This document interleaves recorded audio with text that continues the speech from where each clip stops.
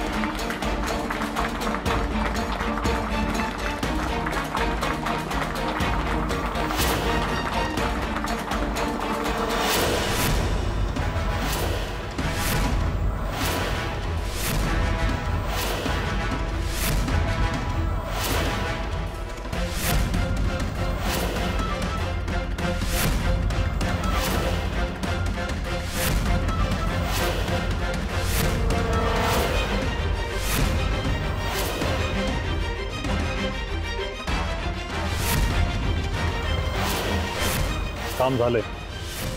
मग चल चल.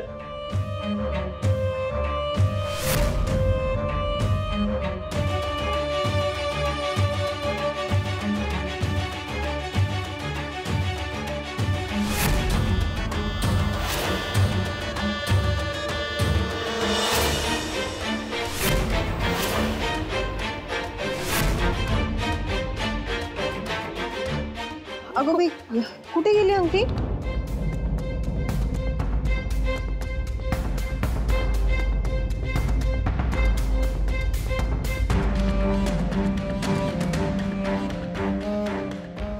बघितलं, नियतीला अभिमान्य नाही हा साखरपुडा.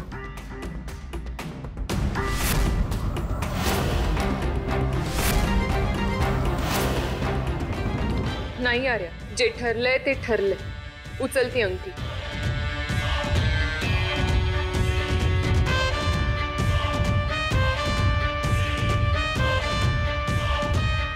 सापडली.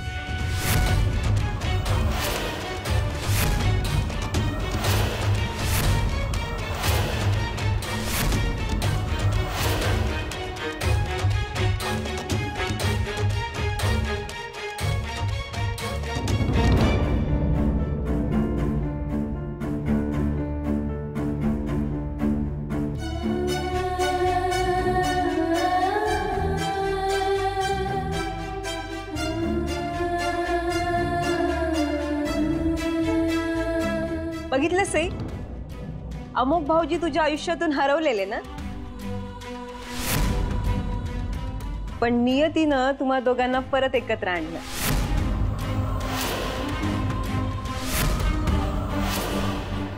आर्या ये ना, ये. ते भाऊजींच्या हातात दे.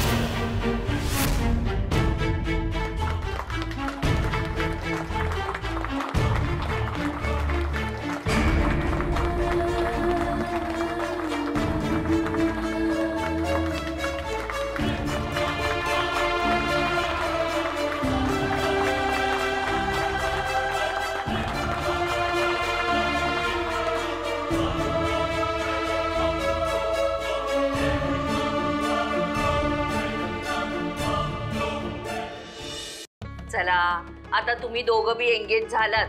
अहो आई साहेब, असं कसं? अजून ते पुष्पगुच्छ राहिलेत की द्यायचे. आर्या तेवढे ते पुष्पगुच्छ घेऊन ये.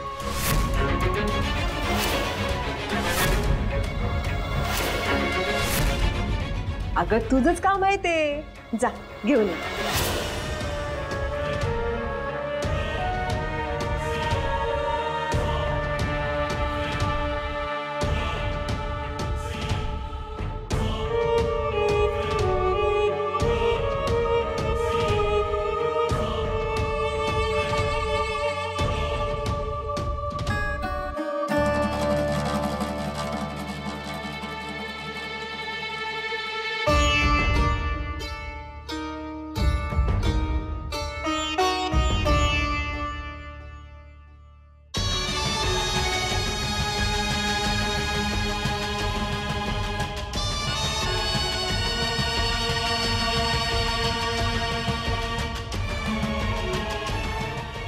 द्या एकमेकांना.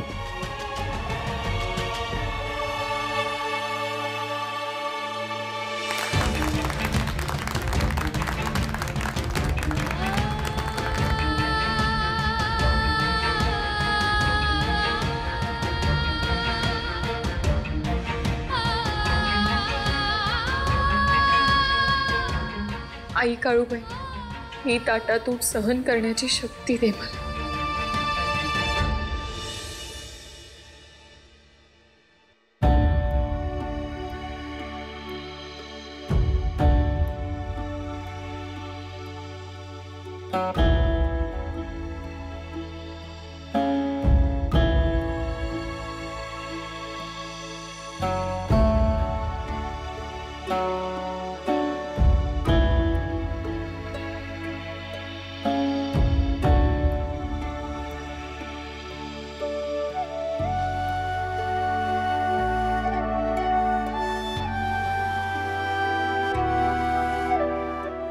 ये बघ पोरी,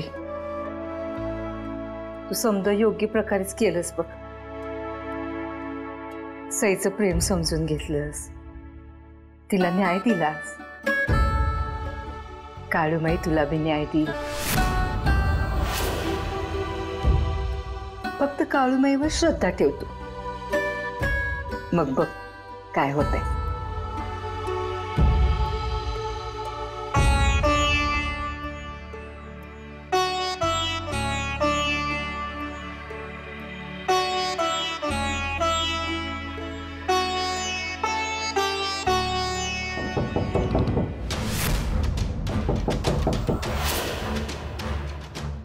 साहेब,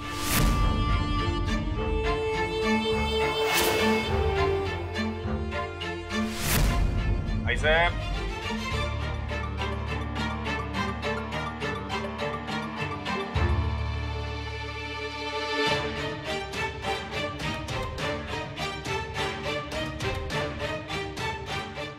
आई साहेब. अरे वा, आज सूर्य पश्चिमेकडे बरा उगवला. या अहो सासूबाई, बातमीच तशी आतल्या गोटातली आहे. हो, यांच्या नावाचा विचार पक्का झालाय उपमुख्यमंत्री पदासाठी. मागी गणपतीमध्ये कधी बी याची घोषणा होईल. अरे वा, हाय का नाही चांगली बातमी. म्हणून तुमचा आशीर्वाद घ्या आलो. या सुखी राहा. नाही म्हणजे तुम्ही मला मान देताय हे खरं आहे, पण आता मुद्द्याचं काय ते बोला.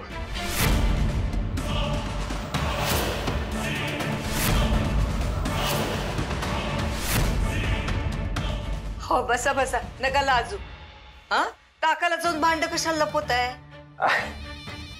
आई आई साहेब, आता कसं आहे आई साहेब, उपमुख्यमंत्री पद मिळवायचं म्हणजे पक्षश्रेष्ठींना सांभाळायला लागतं, खुश ठेवायला लागतं. आता कसं आहे आई साहेब, आपल्याला कोणी माळ घातली तर आपल्याला बी समोरच्याला हार तुरे द्यायला लागतात का नाही. हा हा तेव्हा आलं ना ध्यानात. हा दादा साहेबांनी सांगून तेवढी व्यवस्था करायचं बघा की. म्हणजे एवढं करायचं असेल तर हवंय का ते उपमुख्यमंत्री पद. बघा अहो, रीत आहे राजकारणाची. असंच खतपाणी घातलं तर फळ येतील आणि आपण तत्वज्ञान शिकवाय गेलो तर घरी बसायची वेळ येईल. तुम्हाला तेवढं दादासाहेबांनी सांगा आणि अर्जंट बेसिसवर करून घेऊया.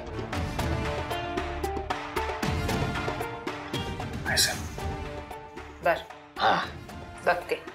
बघा, मी म्हणलं होतं की नाही, वय वय. दादासाहेबांची चार बोलणी ऐकण्यापेक्षा आईसाहेबांनी काढलेलं चिमटा परवडला. अहो, तर चिमटा काढतील पण काम बी करतीलच. तुम्हाला काय डोचकं बिचकं आहे का नाही, कुठं बी काय बी. अहो कशाला रागवते तिच्यावर. अहो पोटात एक आणि ओठात एक असली नाहीये ती. तुमच्या टोळीत हीच एवढी एक सरळ आहे. तिच्याकडे बघूनच मी हो म्हटलं. बघा, आई साहेब मला ना खरंच याचं वागणं पटत नव्हतं पण चिवड्याचा कार्यक्रम आहे ना होय? वय वय मला तयार व्हायचंय. निघा. आलीच मी.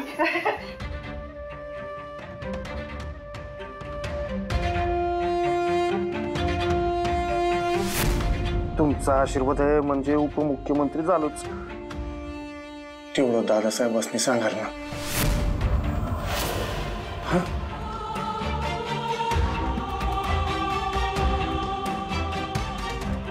आणि आत्ताच कोणाला बी काय बी सांगायची गरज नाही. हं? येतो. आजी हे सगळं किती भयानक आहे आणि सगळं चुकीचं आहे.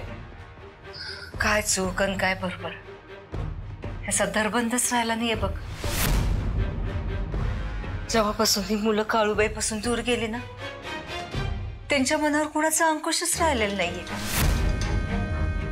चुकीचं चाललंय समजा या घरात वर्षानुवर्ष.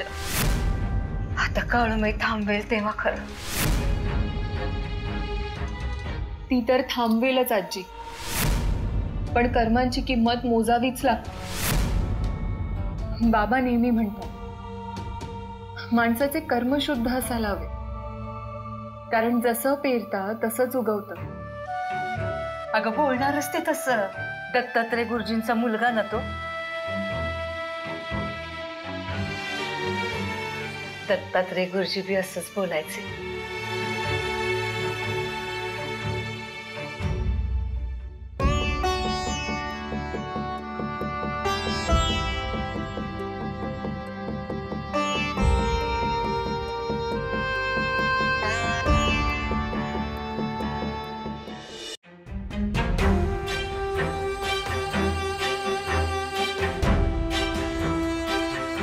आता खरी लगीन काही सुरू झाली ना. नाही म्हणजे चुडा भरायचा कार्यक्रम म्हणजे लगीन जवळ आल्याचं फिलिंग येतंय. पण काय ग तू कशा पायी आलीस? आई कुठे आहे तुझी? आईच येणार होती मग पण तिला बरं नव्हतं म्हणून तिने मला पाठवलं.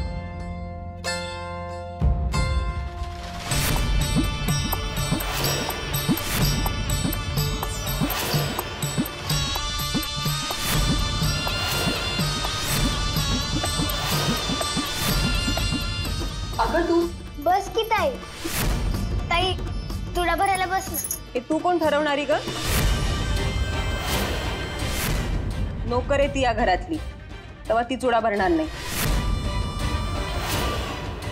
आर्या तू समद्यांना ज्यूस घेऊन ये. जा जा जा जा जा घेऊन ये.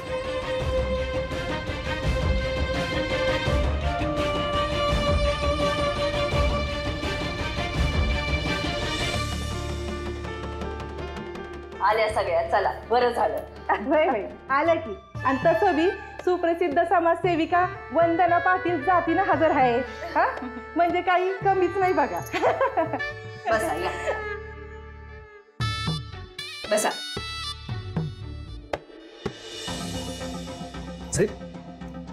असं काय काम आहे इथे? काय काम म्हणजे बायको जेव्हा आपल्या नावानं चुडा भरत असते ना ती मुवमेंट लय रोमॅन्टिक असते. आपल्याला कुठे बघायला मिळते? हा कार्यक्रम सगळा माहेरी असतो, पण तुला बघायला चान्स आहे सईकडेच. चल चल. अरे ये ये बस आता इथे ये. तुमच्या नावाचा चुडा घालते सई. हा लकी आहे तो.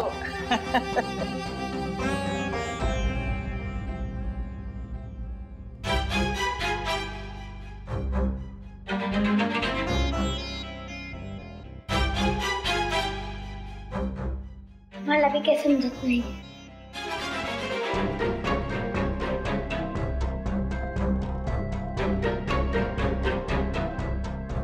तू हे सगळं खात मग घे. नकोय मला. शिक्षा आहे.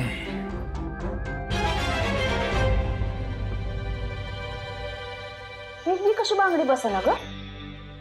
अगं तुझ्याकडे काय एवढ्याच मापाच्या बांगड्या आहेत की काय?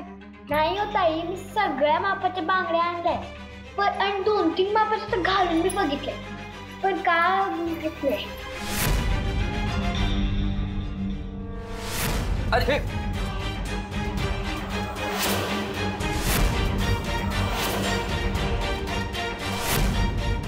आर्या जा तू फडकं घेऊन ये आणि समद पुसून काढ.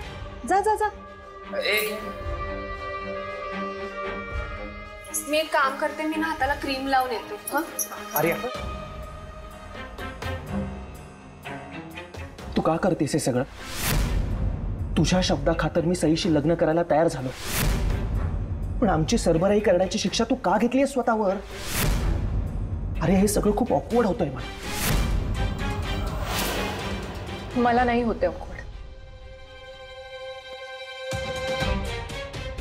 इनफॅक्ट मी स्वतः तुला या लग्नासाठी तयार केलंय. हो माहिती आहे मला, पण माझी तत्व अजूनही मला ते प्रत्यक्षात आणण्याची परवानगी देत नाहीये. आणि इतका मोठा डिसिजन घेऊन जर तुला टॉर्चर सहन करावं लागणार असेल ना तर मला नको हे लग्न.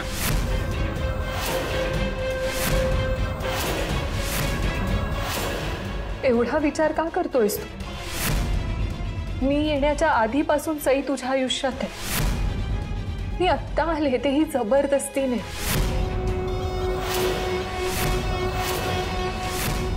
आणि तसेही तुला सईशीच लग्न करायचं होतं ना, आणि आता फायनली ते होतंय.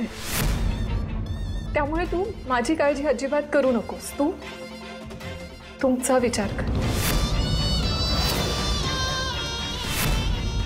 अमुक खरं तर मी खूप आनंदात आहे की मी तुला तुझं प्रेम मिळवून दिलं.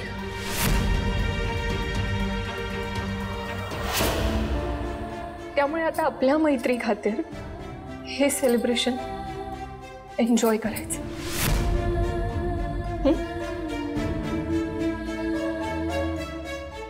काय इतकी समजूतदार आहेस तू? कशाच्या जोरावर इतका मोठा डिसिजन घेतलायस तू? मैत्री आणि विश्वास. मैत्रीमध्ये नेहमी मित्राच्या आनंदाचा विचार करायचा, आणि ते केलं की सगळं जमतं. आणि तुझ्यासाठी मी खूप खुश आहे. माझ्या बेस्ट विशेस कायम तुझ्या सोबत आहेत. आणि तू सुखी होणार आहेस याचा मला खरंच खूप आनंद आहे.